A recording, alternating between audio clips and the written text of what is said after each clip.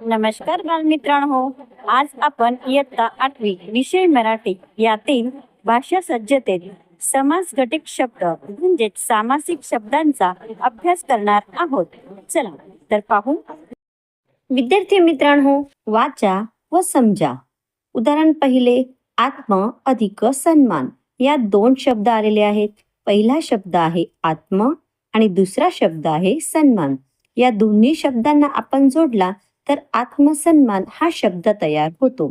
आत्मसन्मान या शब्दाला अर्थ मिळाला स्वतःचा सन्मान. चला दुसरे उदाहरण पाहू.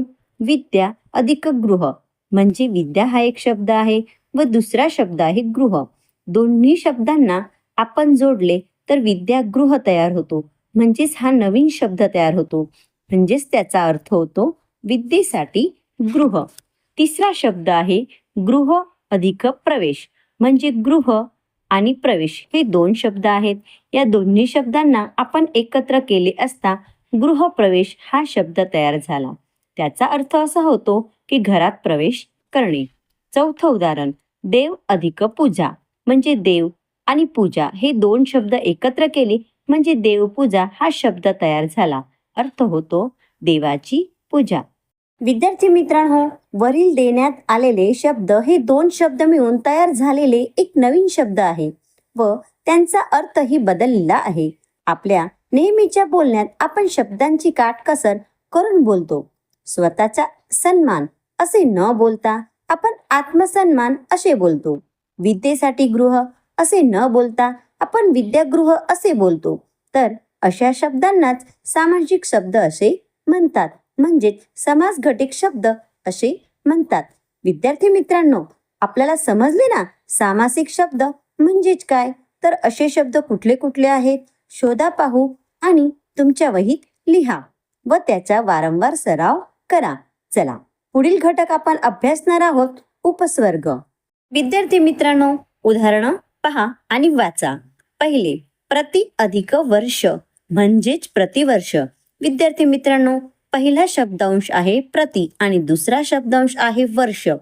दोन्ही शब्दांना आपण जोडले तर प्रतिवर्ष हा शब्द तयार झाला. त्याचा अर्थ होतो प्रत्येक वर्षी. दुसरे उदाहरण, बिन आणि चूक. बिन आणि चूक म्हणजे बिनचूक हा शब्द तयार झाला. त्याचा अर्थ असा होतो चुकी शिवाय. तिसरा शब्द, ना अधिक पसंत म्हणजे शब्द तयार झाला नापसंत म्हणजे पसंत नसलेला. चौथा, सु अधिक लेखन म्हणजे सुलेखन म्हणजे चांगले लेखन. चला पुढील दोन शब्द किंवा पुढील दोन उदाहरणे तुम्ही स्वतः वाचा आणि पहा. विद्यार्थी मित्रांनो, काही वेळेस शब्दांच्या पूर्वी जी अक्षरे जोडली जातात ना आणि त्यामुळे एक नवीन शब्द तयार होतो, तर अशा तयार होणाऱ्या शब्दाला उपस्वर्ग घटित शब्द म्हणतात.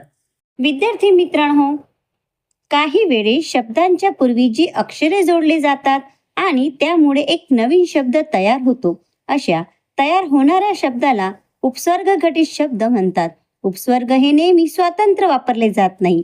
एखाद्या शब्दाच्या आधी जोडला जाणारा शब्दांश म्हणजेच अक्षरांचा गट तो असतो. तो स्वतःहून शब्द नसतो, पण शब्दाला जोडला की त्याचा अर्थ हा बदलत असतो. विद्यार्थी मित्रांनो, आज आपण काय अभ्यासलो? तर आज आपण सामासिक शब्द तसेच उपस्वर्ग घटित शब्द यांचा अभ्यास केला, यांना अभ्यासलो. चला तर पाठात असे शब्द कुठे कुठे आलेले आहेत ते वाचा आणि लक्षात ठेवा.